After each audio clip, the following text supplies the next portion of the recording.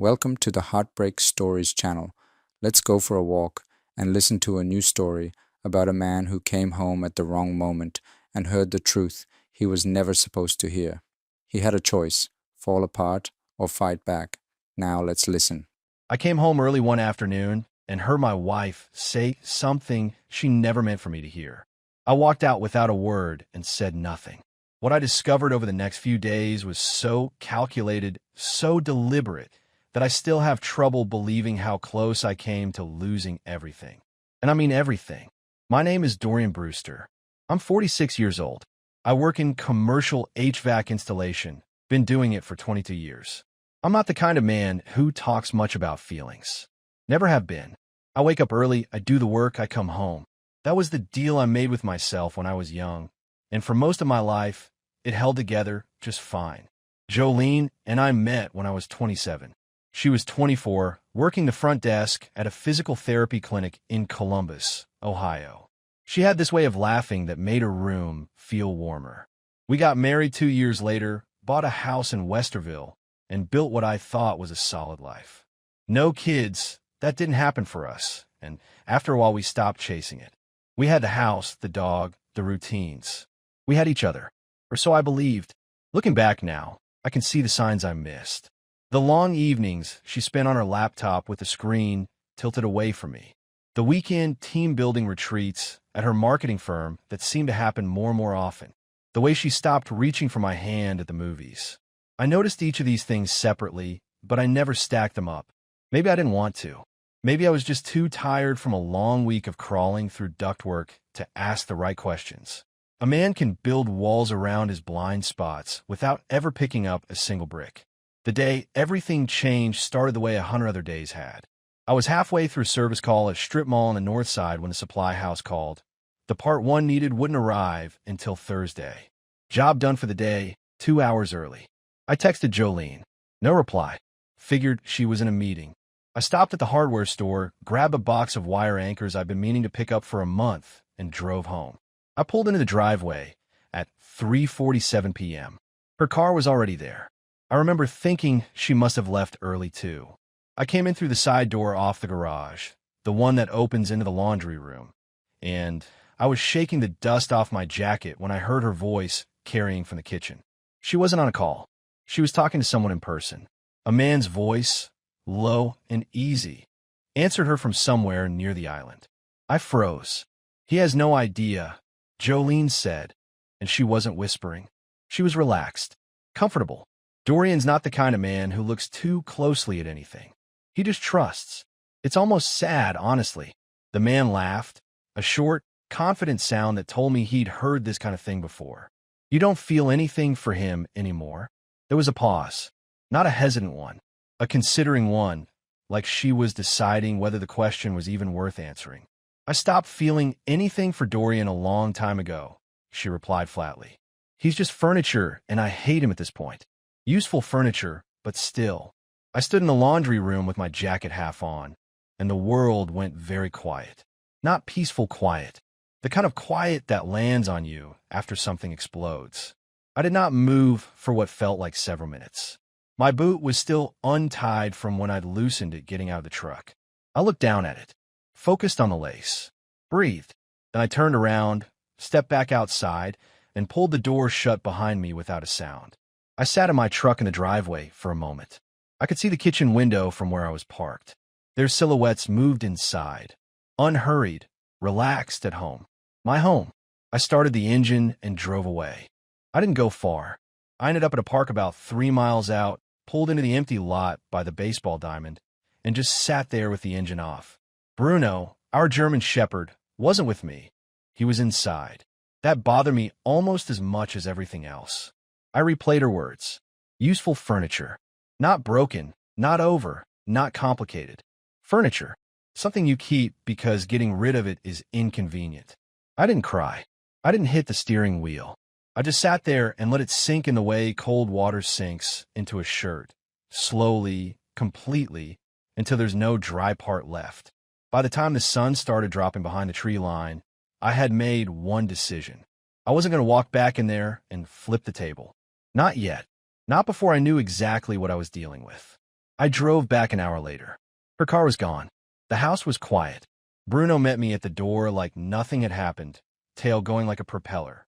I scratched behind his ears, walked to the kitchen, and stood where they had been standing. There were 2 coffee cups in the sink. Not hers and mine. 2 that matched. I washed them both, dried them, put them away. Then I sat down at the kitchen table and stared at the wall and started thinking like a man who just realized he was standing on a trapdoor. I didn't know yet how far down the drop went, but I was about to find out. I slept in my truck that night, drove out to a rest stop on Route 62, reclined the seat as far as it would go, and stared at the ceiling until somewhere around 3 a.m. when exhaustion finally won. Bruno was inside. They kept nagging at me. The dog, alone in the house, probably confused about where I'd gone. But I couldn't go back in there. Not yet. Not without a plan. I woke up stiff and cold with a gas station coffee going lukewarm in the cup holder. The morning was gray, the parking lot empty except for semi-idling at the far end. I sat up, rolled my neck, and felt the previous day settle back on my shoulders like a load of wet concrete. I checked my phone. 3 texts from Jolene. The first said dinner's ready. The second said, where are you? The third said, I'm going to bed. Let me know you're okay. No panique. No urgency. Just mild inconvenience. That told me something. I didn't reply. Instead, I drove to the nearest diner, ordered eggs I barely touched, and was staring at my coffee when my phone buzzed with an email. No subject line. Unknown sender. 1 attachment, and 3 words in the body of the message. You should know. I set the phone face down on the table and finished my coffee first.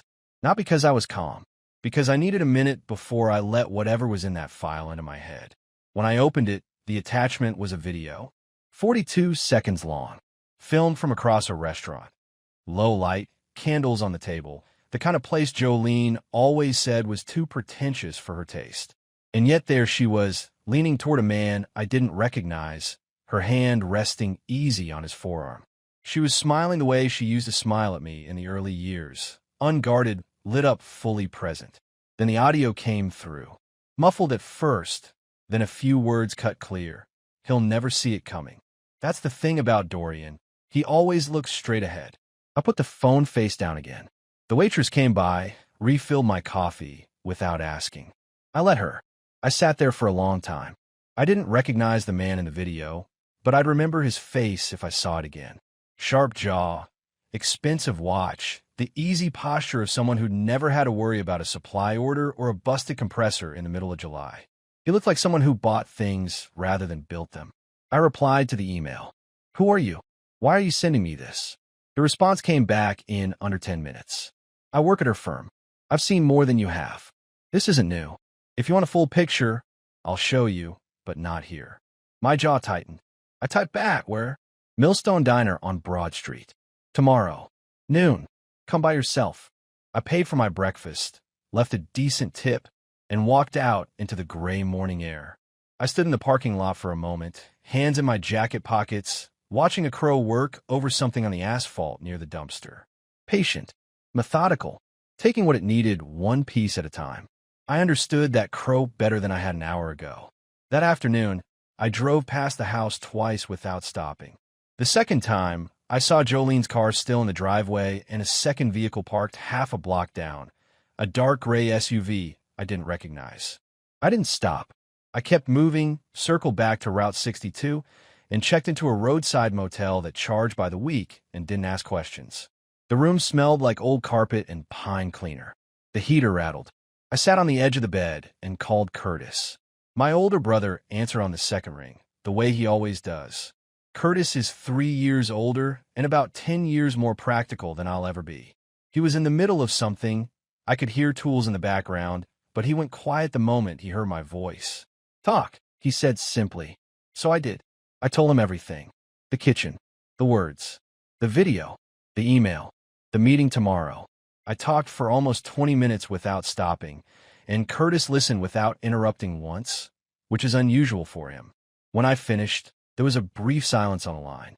You back in the house? He asked. No, motel off 62. Good. Stay there tonight. His voice was steady, deliberate. Don't call her. Don't text her. Don't go back until you know what you're walking into. Can you do that? Already doing it, I replied. All right, go to that meeting tomorrow. And Dorian, take notes. Everything they tell you, write it down.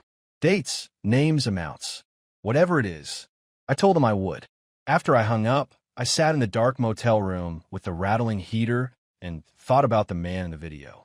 The easy posture, the expensive watch, the way Jolene had leaned toward him like he was the only source of gravity in the room. I didn't know his name yet, but I would. Millstone Diner on Broad Street was the kind of place that had been there since the 70s and hadn't tried too hard to hide it. Vinyl booths, laminated menus, a coffee pot that never seemed to empty. I got there 15 minutes early, took a booth near the back wall where I could see the door, and ordered coffee I didn't need. She came in at 5 past noon. Early 30s, dark coat, hair pulled back tight. She moved with the kind of controlled purpose that told me she'd thought hard about being here. She spotted me before I could raise a hand, came straight over, and slid into the seat across from me without taking off her coat. Dorian Brewster, she said, not a question. That's right, I replied.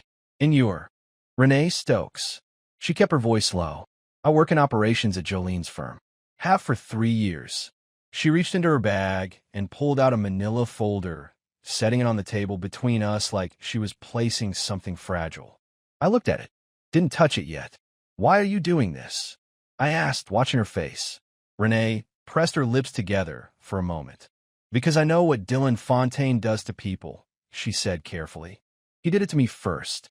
2 years ago, before he moved on to your wife. He ran the same plays, the charm, the promises, the quiet financial arrangements. By the time I understood what was happening, he'd borrowed $11,000 from me and disappeared for 4 months. She paused. I'm not here out of kindness, Mr. Brewster. I'm here because I know how this ends if nobody says anything. I let that sit. Then I opened the folder. Inside were printed documents, screenshots of emails, expense reports, 2 lease agreements, and a mortgage pre-approval letter. My name was on the lease as co-applicant. My name was on the mortgage as primary borrower.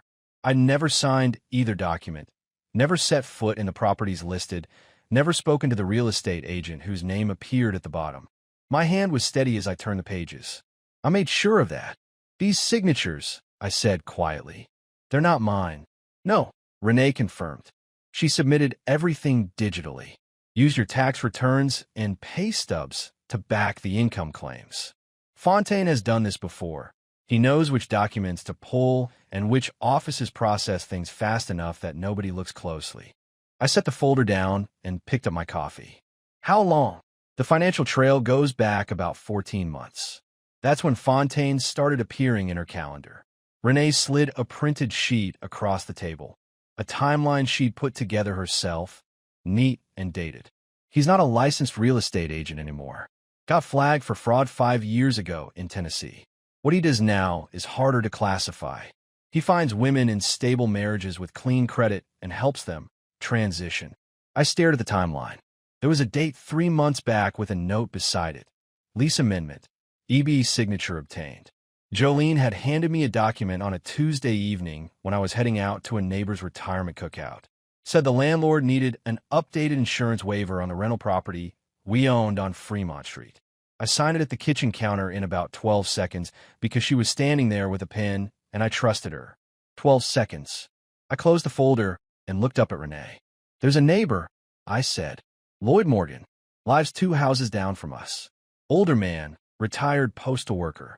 He mentioned a few weeks back that he'd seen an unfamiliar car in my driveway a couple of times. Said a man got out and went inside. Renee nodded slowly. If he can describe the vehicle or the man, that's useful, especially if it establishes a pattern of access. He's sharp, I said. Notices everything on that street. Has for 30 years. Talk to him, she advised. Quietly, I tucked the folder under my arm and stood. Renee, is there more? Things you haven't printed yet. She met my eyes. Yes. Can you get it to me the same way? Some of it, she said. There are internal emails I can access through the shared drive. Give me a few days. I thanked her, left cash for the coffee, and walked out into the pale afternoon light.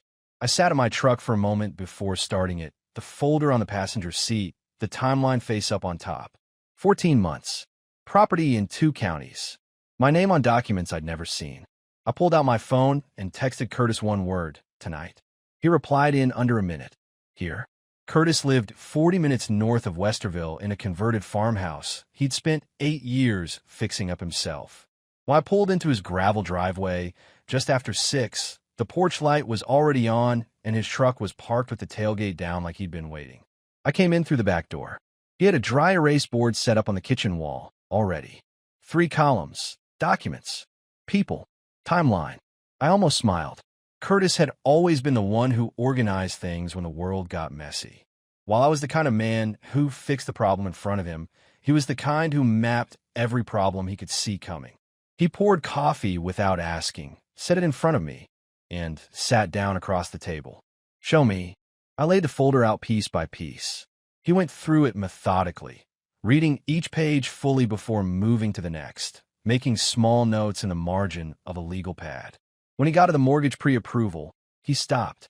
This is your digital signature, he said, holding it up. Forged, I replied flatly. She had access to old closing documents from when we refinanced the house in 2019. Same format, same font. Curtis set it down slowly. Dorian, this isn't just infidelity. I know what it is. He tapped the paper. This is fraud. Identity fraud. You understand that means you could be on the hook for any debt attached to these documents if she disappears and leaves them behind. I know, I said again. He studied me for a moment, then nodded, accepting that I'd already done the math. All right, then we move fast. He turned to the dry erase board and uncapped a marker. First, your credit. Everything gets frozen tonight. All 3 bureaus. You do it from your phone while we sit here. He wrote freeze credit at the top of the first column and circled it. Second, I'm calling guy I know. Corporate investigator, works fraud cases for insurance companies. I want to know everything about Dylan Fontaine before that name is 2 days old. I pulled out my phone and started the credit freeze process while Curtis made his call. The conversation was short, professional. He gave the investigator Fontaine's name, the Tennessee fraud flag Renee had mentioned, and the approximate business address from one of the lease documents. When he hung up, he turned back to me. 2 days, maybe 3. That's fine, I said. Then I told him about Lloyd Morgan, about the unfamiliar car in the driveway, the man who'd gone inside. Curtis wrote neighbor, L. Morgan, witness, on the board and drew a box around it. Go see him tomorrow, Curtis said. Face to face. Don't call first. And take notes. We worked for another 2 hours that night, building the timeline on the board, cross-referencing the documents Renee had given me with what I could pull from our joint accounts online. Curtis found something I'd missed. A $4,200 transfer from our shared savings to an account I didn't recognize, made on a Saturday morning 3 weeks earlier when I'd been on a job site. I stared at the number on the screen. She moved fast, Curtis observed. She thought she had time. I replied, and my voice came out quieter than I expected. Not broken, just worn to the edge of something. Curtis looked at me across the table for a moment. You holding up? I picked up the coffee. It had gone cold. Ask me when it's over. He nodded once, the way men do when they decide not to push further. Then he turned back to the board, uncapped his marker, and kept writing. Curtis's investigator came back in 36 hours, not 3 days. His name was Paulson, and he sent a 6-page PDF that Curtis forwarded to me at 7 a.m. on a Thursday morning while I was eating a granola bar in the motel parking lot and watching a maintenance truck idle by the dumpster. I read the whole thing twice before I started the engine. Dylan Fontaine, age 44. Born in Knoxville, Tennessee. Real estate license revoked in 2019 following a fraud complaint filed by a title company in Nashville. 2 civil suits, both settled out of court, both with non-disclosure agreements that kept the details buried. He'd operated under 3 different business names in 4 states over the past 7 years. None of them active for more than 18 months before going dark. The current LLC he was running in Ohio had been registered 8 months ago. Same playbook, new state. But it was the last page that put a cold feeling in my chest that I couldn't shake loose all day. Paulson had pulled the public records on our home insurance policy, specifically an amendment filed 6 weeks ago. The primary beneficiary on the life insurance rider attached to the homeowner's policy had been changed. The original beneficiary was listed as Curtis, as we'd agreed years ago when Jolene and I had no children to name. The new beneficiary was a holding company called Brightline Property Solutions, LLC, registered in Delaware. Sole member, Dylan Fontaine. I sat with that for a long time. I called Curtis from the parking lot. He answered fast, which meant he'd already read the PDF. "You saw the last page," I said. "I saw it," Curtis replied, his voice tight. "She changed the beneficiary on the life insurance rider. 6 weeks ago." "I know." A pause. "Dorian, that line Renee told you about. By July he'll be gone, one way or another. You need to hear that differently now." I already was. "It's probably still about the financial erasure," Curtis said, though he didn't sound entirely convinced. "Fontaine needs the insurance angle as a fallback. If you're buried in debt and your name is on enough fraudulent documents, a payout becomes a cleaner exit." I finished. "Right." I have to stop here for a second, because while this man was quietly walking away, trying to hold himself together, she was already changing the beneficiary on his life insurance policy to her boyfriend's company. I don't have words for that kind of cold calculation. I genuinely don't. Another pause. "Either way, we document it. We report the unauthorized policy change to the insurance company today. I'll have Paulson file a formal notification." I agreed. Then my phone buzzed with a second notification, an email from the IRS. A notice of discrepancy on a preliminary tax filing submitted under my Social Security number. The filing listed an address I'd never lived at and a business income I'd never earned. The preliminary return had been submitted 6 weeks ago, the same week the insurance beneficiary was changed. 6 weeks ago, someone had been very busy. I forwarded everything to Curtis, then drove to Lloyd Morgan's house. Lloyd was in his front yard when I pulled up, deadheading the rose bushes along his fence line. The man had kept that yard immaculate for as long as I'd known him. He was 68, retired after 31 years, carrying mail on our street and the 4 blocks surrounding it. He knew every car, every routine, every face that didn't belong. He looked up when I came through the gate, read something in my expression, and set his clippers down without being asked. "Come sit," he said, nodding toward the porch. We sat in his wooden chairs, and I told him, carefully, without the full picture, that I was dealing with a situation involving someone who had been coming to my house without my knowledge, and that I needed to know what he'd seen. Lloyd didn't need much prompting. He described the vehicle immediately. A dark gray Audi sedan, newer model, partial plates starting with the letters KD. He'd seen it in my driveway on 4 separate occasions over the past 3 months, always on a weekday afternoon between noon and 4. The driver was a man, tall, dark coat, the kind who walked like he owned whatever surface he was standing on. Once, Lloyd had been collecting his mail when the man came out of my front door and they'd made brief eye contact. The man had nodded like a neighbor and kept walking. "I thought maybe you'd hired a contractor," Lloyd said carefully, "for the addition you mentioned last spring." "No contractó y rápida." Lloyd was quiet for a moment. Then he reached over and put a firm hand briefly on my forearm. "I'll write it all down tonight. Dates, times, everything I can remember. You say the word, and I'll put my name on whatever document you need." I thanked him. I meant it more than I could say out loud. Driving back to the motel, I thought about the insurance policy, about the tax filing, about the phrase "one way or another." A man could spend a lot of energy deciding how afraid to be. I decided I wasn't going to spend any. Fear was a weight I couldn't afford right now. What I could afford was clarity, and I was getting sharper by the hour. Bruno disappeared on a Friday. I'd driven to the house mid-morning to pick up some tools I needed for a side job I was keeping up to maintain routine. The last thing I wanted was Jolene suspecting I was building a case. I still had my key. I came in through the side door, grabbed the toolbox from the garage, and called for Bruno. Nothing. I walked through the house. His bed was empty. His food bowl was full, which meant it hadn't been touched since it was filled, probably that morning. His leash was gone from the hook by the side door. I checked the backyard. The gate was standing open about 8 inches. I stood in the yard for a long moment, looking at that gate. It didn't blow open on its own. The latch was stiff enough that Bruno couldn't nudge it. Someone had left it open deliberately or in a hurry and not come back to close it. I walked the neighborhood for an hour, called his name until my throat was dry. Nothing. I drove the surrounding streets in a slow grid, windows down. No Bruno. I left my number with 3 neighbors and posted in the neighborhood app before I even got back to the motel. Then I sat on the edge of the motel bed and stared at the floor. That dog had slept at my feet for 7 years. He'd been the truck with me on 100 job sites. He'd been the one warm, uncomplicated thing in a house that had turned cold. My jaw tightened. I made a call. "Jolene," I said when she answered, and I kept my voice completely flat, the way you do when you're working hard not to show the wire. "Bruno's gone." The gate was open. "Oh no," she said, and she made it sound like concern, almost convincing. "I must have left it unlatched when I took him out this morning. I'm so sorry, Dorian." She didn't offer to help look. I hung up and went back out. 2 hours later, my phone rang.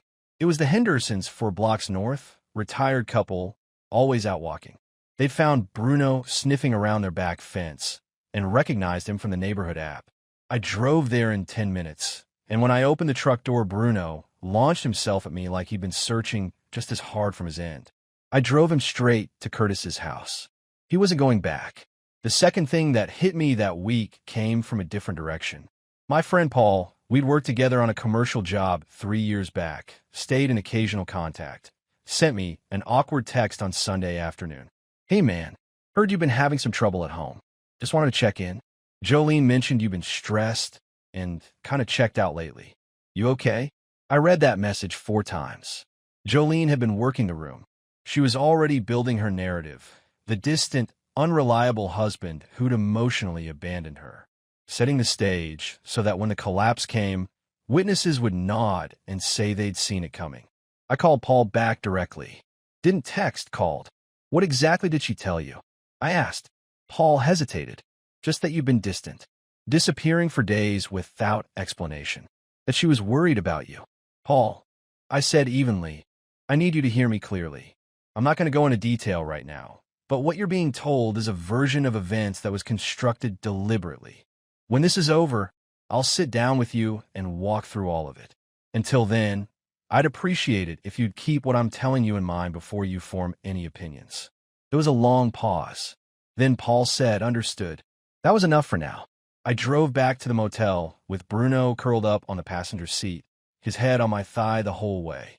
I kept one hand on the wheel and one hand on the back of his neck. Some people show you who they are by the lies they tell.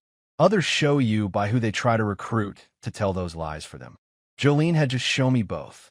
Curtis had a contact at a title company who owed him a favor, the kind of favor that gets returned quietly and without paperwork.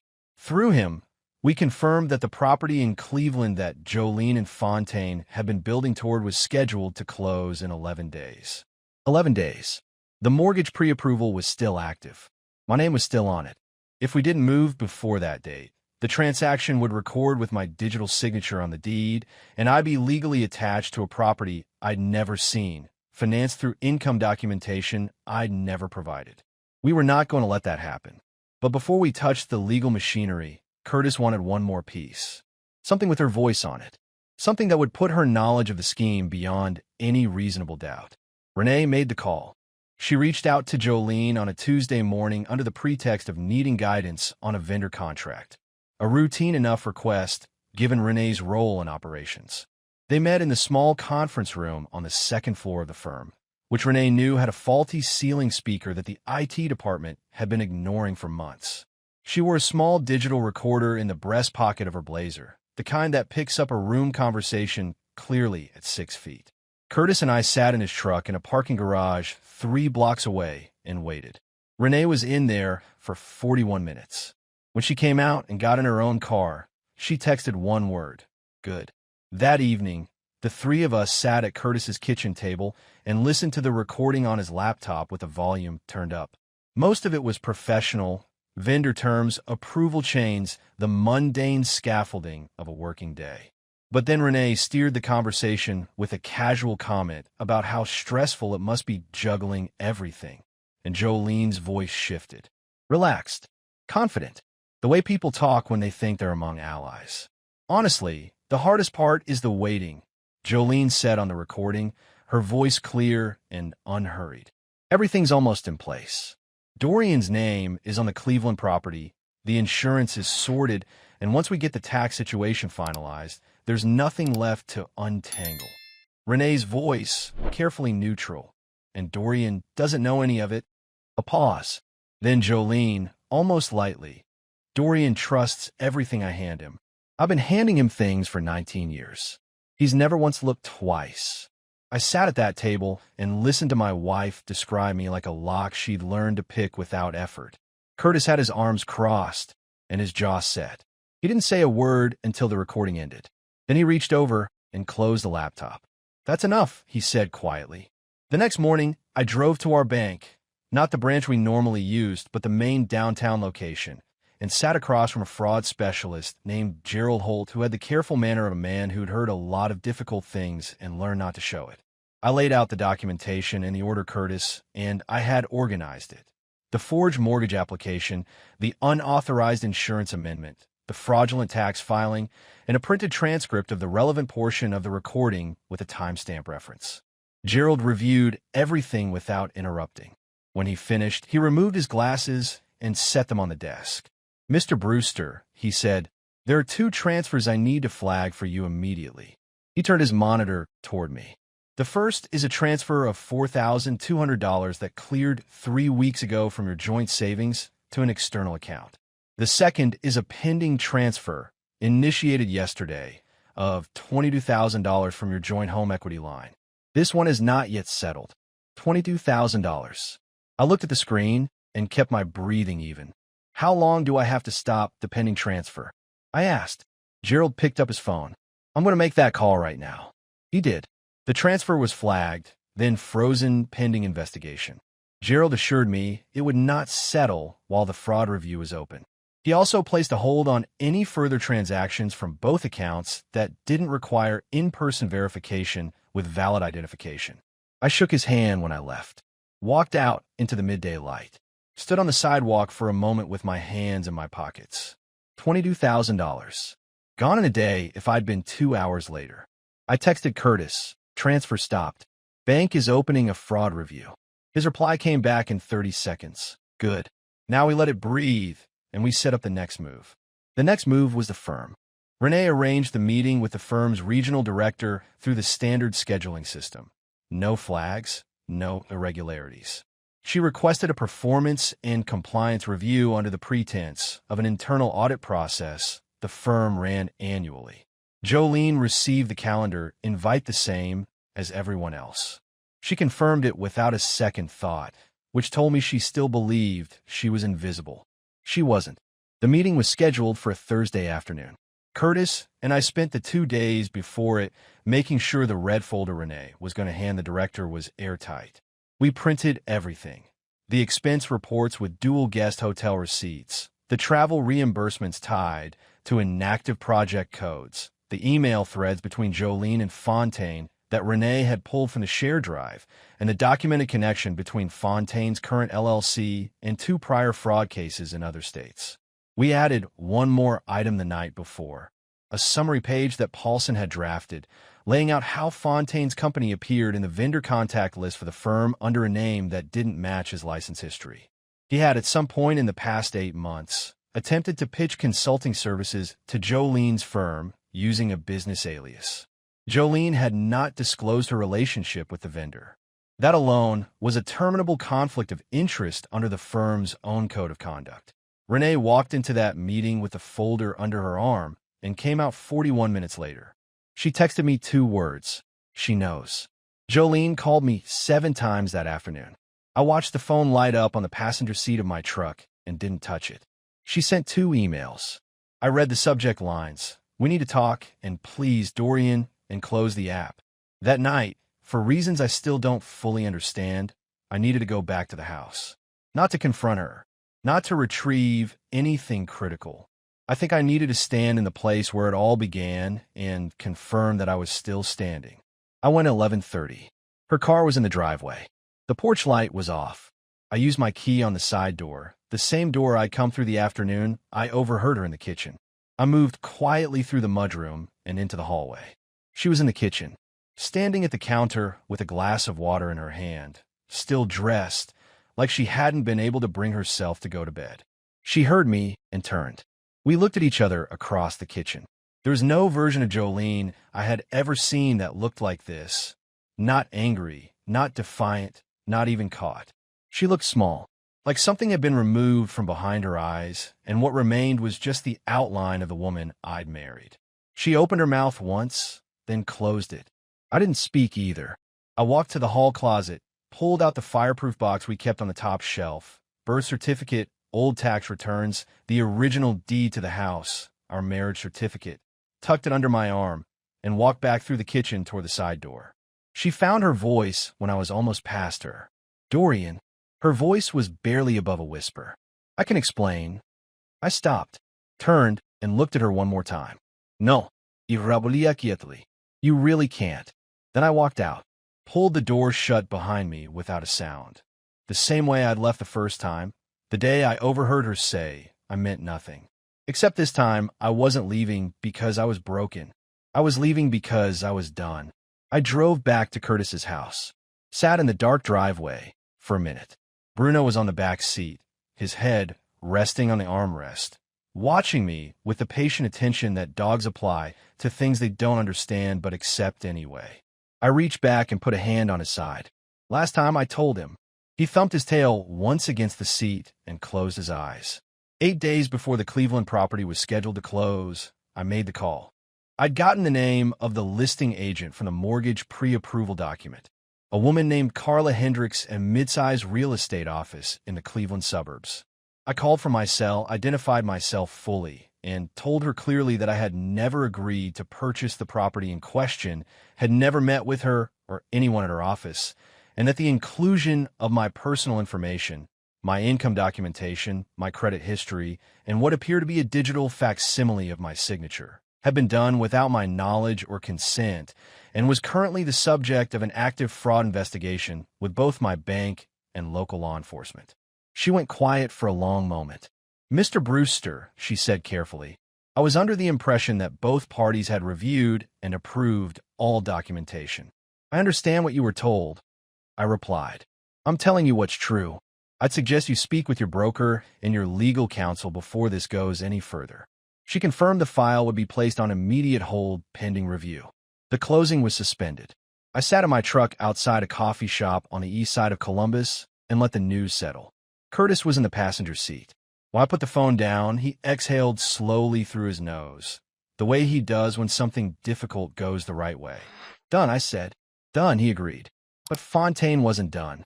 That same afternoon, Paulson sent us a notification that Fontaine had registered a new LLC in Pennsylvania, a third entity, moving fast, likely anticipating the Ohio operation was about to collapse. Curtis forwarded the information to the fraud investigator at the Columbus Police Department we'd been working with since filing the identity theft report 10 days earlier. Detective Ray Carver had been building the case methodically, and Fontaine's new registration was exactly the kind of escalating pattern he'd been waiting for. 2 days later, Carver called me directly. We've been in contact with the Tennessee authorities, he said. Fontaine's prior civil settlements had sealed records, but the pattern you've given us has been enough to reopen the inquiry. The Pennsylvania LLC registration is now part of an active multi-state investigation. He paused. Your wife has been notified that she may be called in for questioning. I thanked him and hung up. That evening, Jolene called again. I picked up this time, not because I wanted to, but because I needed her to understand that the window she'd been counting on had closed. Dorian, her voice was strained, controlled, like she was holding something together with both hands. We need to sit down and talk through this rationally. We're past talking, Jolene, I replied. Your name is attached to a fraud investigation, a multi-state one. Whatever you need to say it to the detective assigned to the case or to your attorney. This isn't what it looks like, she started. It looks like exactly what it is. I cut in, my voice steady. You forged my signature on a mortgage application. You changed the beneficiary on my life insurance policy to Fontaine's LLC without my consent. You filed a fraudulent tax return under my Social Security number, and you moved $22,000 out of our joint account. That's not a misunderstanding, Jolene. That's a decision. Several of them. Silence on the line. I'm filing for divorce on Monday, I added. You'll hear from my attorney. I ended the call before she could respond. Curtis was standing in the kitchen doorway. He'd heard every word. He didn't say anything for a moment. Then he walked over and refilled my coffee without being asked. That was enough. The divorce was finalized 9 months later. Jolene's attorney attempted 3 different approaches. The first was an argument that the financial activity had been a mutual arrangement I'd tacitly approved. That collapsed the moment Curtis submitted the bank's fraud review findings and the recording Renee had made. The second was a character argument about my emotional unavailability. That collapsed when Lloyd Morgan submitted his written account of Fontaine's visits to the house, dated and signed with the precision of a man who'd spent 3 decades paying attention. The third was a negotiated settlement offer that asked me to drop the fraud referrals in exchange for a clean split of the marital assets. I declined. The court awarded me full ownership of the Westerville house, recovery of the $4,200 that had cleared before the bank freeze, and a judgment against Jolene for legal fees associated with the fraudulent filings. She left the marriage with her personal belongings, her car, and a pending cooperation agreement with the Columbus Police Department that her attorney had negotiated to keep her out of a criminal proceeding, provided she cooperated fully with the case against Fontaine. She cooperated. Dylan Fontaine was indicted on 8 counts across 3 states, Ohio, Tennessee, and Pennsylvania. The multi-state investigation Carver had built using our documentation as the foundation ended with Fontaine in custody before the Pennsylvania LLC had processed its first transaction. His prior civil settlements were unsealed as part of the indictment proceedings. 2 other women from previous schemes were identified.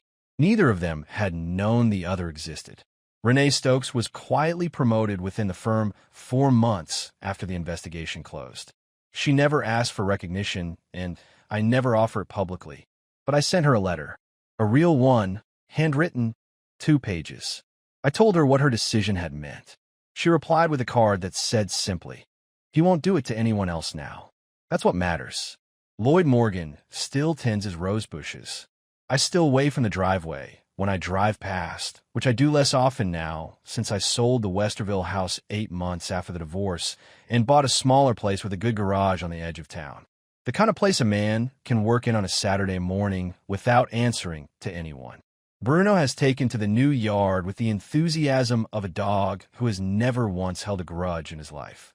I still do commercial HVAC, still wake up early, still come home at the end of the day and feel the particular satisfaction of a man who does honest work with his hands. It's not a dramatic life, but it's mine, unencumbered and unforged, every square inch of it. Curtis came over for the 4th of July. We sat on the back porch with cold drinks and watched Bruno chase fireflies through the grass, which he has never once caught and will never stop trying to. At some point, Curtis looked over at me and said, "You're doing all right, brother." I thought about the motel room on Route 62, the paper towels on the kitchen floor that I'd thought about for weeks after, the recording, the frozen wire, the night I walked back into that house for the last time and left without a word. Yeah, I told him, I'm doing all right. And the thing was, I meant it, not as something to say, not as a performance of recovery, but as a plain and accurate description of the man sitting in that chair on that evening, watching his dog chase something he'd never catch in a yard that was entirely his own. Some men fall apart when the ground gives out under them. I get it, there's no shame in that. But I've always been better at finding the load-bearing wall. You locate it, you reinforce it, and you build from there. I found mine.